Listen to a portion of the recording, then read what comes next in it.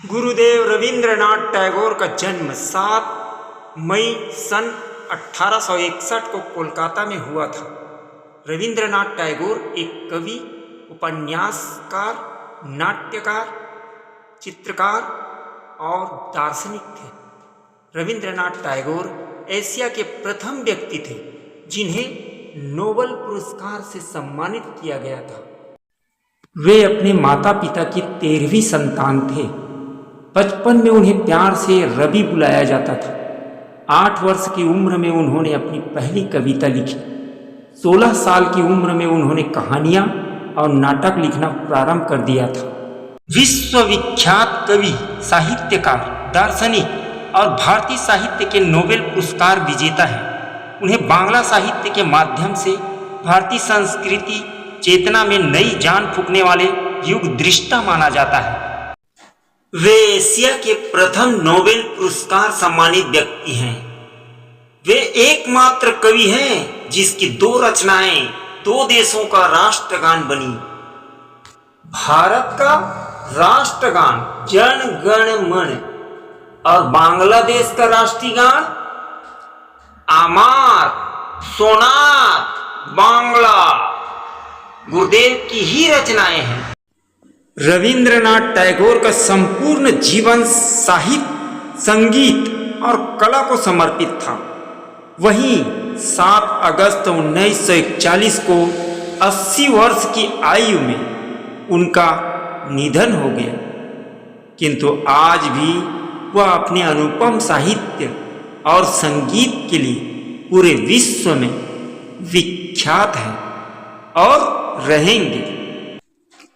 आचार्य रविंद्रनाथ टैगोर जी की अनकही विचारें हमारी जिंदगी में हस्तक्षेप करती हैं।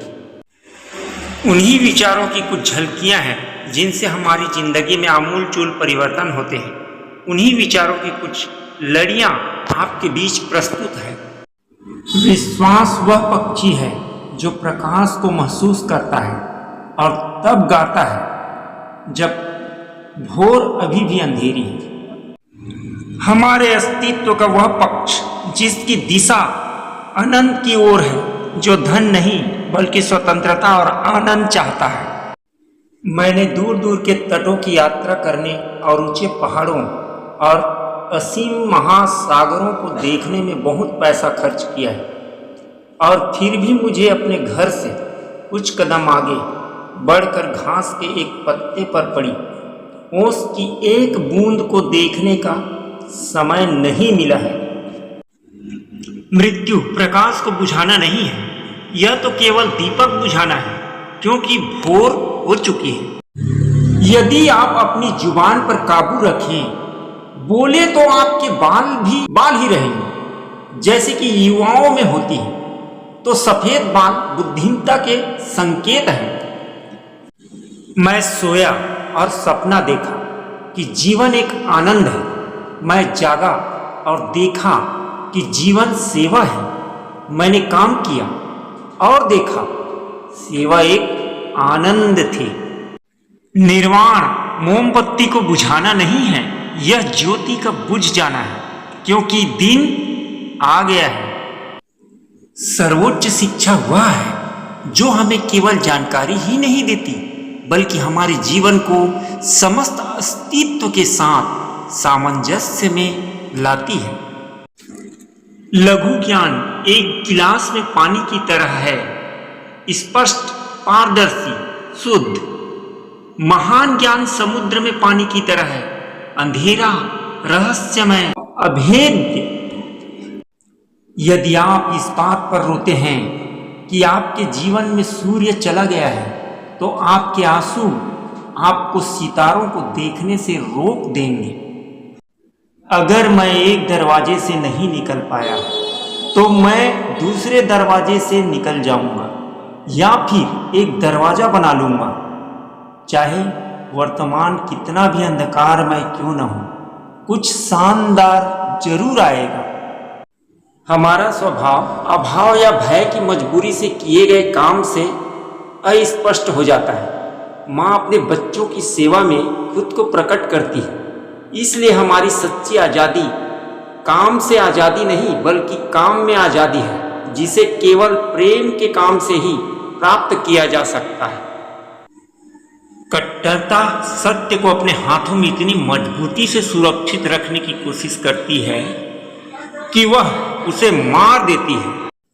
जो व्यक्ति यह जानते हुए भी कि वह कभी उनकी छाया में नहीं बैठ सकेगा पेड़ लगाता है, उसने कम से कम जीवन का अर्थ तो समझना शुरू कर दिया है।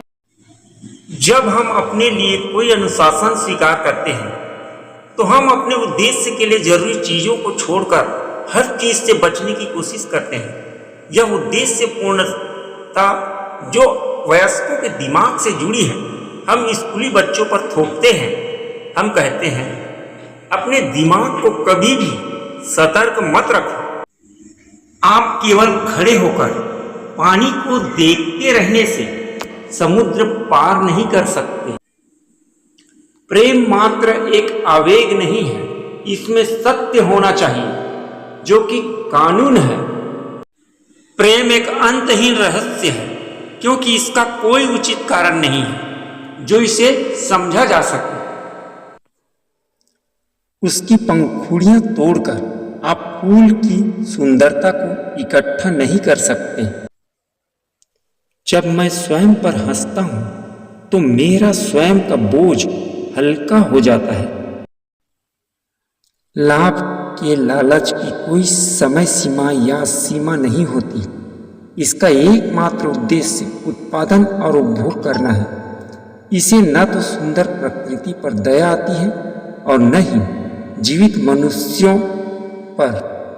यह सुंदरता और जीवन को कुचलने के लिए एक पल की भी हिचकिचाहट के बिना निर्दयता से तैयार रहता है।